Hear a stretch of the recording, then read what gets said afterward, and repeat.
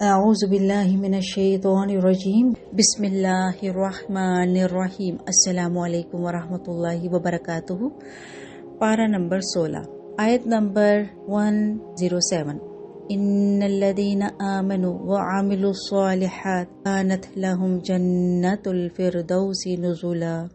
بے شک جو لوگ ایمان لائے اور نیک عمل کیے ان کی مہمانی کے لیے باغات فردوس ہیں۔ نبی صلی اللہ علیہ وآلہ وسلم نے مسلمانوں سے فرمایا، جب کبھی اللہ تعالیٰ سے سوال کرو تو جنت الفردوس کا کیا کرو، بخاری کی روایت۔ سورہ مریم، آیت نمبر 39۔ وَأَنذِرْهُمْ يَوْمَ الْحَسْرَةِ إِذْ قُضِيَ الْأَمْرُ۔ آپ صلی اللہ علیہ وآلہ وسلم انہیں روز حسرت سے ڈرائیں جب ہر معاملے کا فیصلہ کیا جائے گا۔ آپ نے فرمایا، روز قیامت موت کو ایک مینڈے کی شکل میں لایا جائے گا، پھر ایک پکارنے والا پکارے گا، اے اہل جنت، کیا تم اس کو پہچانتے ہو؟ وہ کہیں گے، ہاں، یہ موت ہے، ہم اس کا مزہ چکھ چکے ہیں۔ پھر دوزخ والوں کو پکارا جائے گا کہ کیا تم اسے پہچانتے ہو؟ وہ بھی ایسا ہی جواب دیں گے۔ پھر فرشتہ کہے گا، اے اہل جنت، تم ہمیشہ جنت میں رہنا، اور اے اہل دوزخ، تم ہمیشہ دوزخ میں رہنا۔ اب کسی کو موت نہیں آئے گی، پھر اس مینڈی کو جنت اور دوزخ کے درمیان ذبح کر دیا جائے گا، بخاری کی روایت۔ آیت نمبر 60۔ من تاب وآمن، نبی صلی اللہ علیہ وآلہ وسلم نے فرمایا، جس نے توبہ کر لی وہ ایسا ہے کہ جیسے اس نے وہ گناہ کیا ہی نہ ہو، ابن ماجہ کی روایت۔ سورہ طٰ، آیت نمبر 2۔ ما انزلنا علیک القرآن لتشقی، ہم نے قرآن آپ صلی اللہ علیہ وسلم اس لیے نازل نہیں کیا کہ آپ مشقت میں پڑ جائیں۔ آپ نے فرمایا، قرآن کا پڑھنا اس وقت تک جاری رکھو جب تک دل چاہے، جب تمہارا دل تمہاری زبان سے اختلاف کرنے لگے تو اٹھ جایا کرو، مسلم کی روایت۔ آیت نمبر 114۔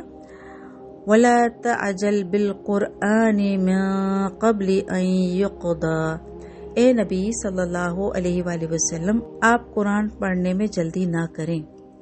حضرت عبداللہ بن عمر رضی اللہ تعالیٰ عنہ روایت کرتے ہیں کہ آپ نے فرمایا، مہینے میں ایک بار قرآن ختم کر لیا کرو۔ میں نے کہا، میں اس سے زیادہ کی طاقت رکھتا ہوں، یہاں تک کہ نبی صلی اللہ علیہ وآلہ وسلم نے فرمایا، 7 راتوں میں ایک بار مکمل قرآن پڑھ لیا کرو، اس سے زیادہ نہیں، بخاری کی روایت۔ آیت نمبر 124۔ وَمَنْ أَرَادَ عَنْ ذِكْرِي فَإِنَّ لَهُ مَعِيشَةً، جس نے میری یاد سے منہ موڑا تو بلا شبہ اس کی زندگی تنگ ہو گئی۔ نبی صلی اللہ علیہ وآلہ وسلم نے فرمایا، جس شخص کے دل میں قرآن کا کوئی بھی حصہ محفوظ نہیں، وہ ویران گھر کی طرح ہے، ترمذی کی روایت۔ آیت نمبر 132۔ وَمُرْ أَهْلَكَ بِالصَّلَاةِ، اور اپنے اہل خانہ کو نماز کا حکم دیجیے اور خود بھی اس پر قائم رہیے۔ نبی صلی اللہ علیہ وآلہ وسلم نے مسلمانوں کو حکم دیا، بچہ جب 7 سال کا ہو جائے تو اسے نماز ادا کرنے کے لیے کہو، اور اگر 10 سال کا ہونے تک نماز کی عادت نہ پڑے تو اسے مار کر نماز پڑھواؤ، ابو داؤد کی روایت۔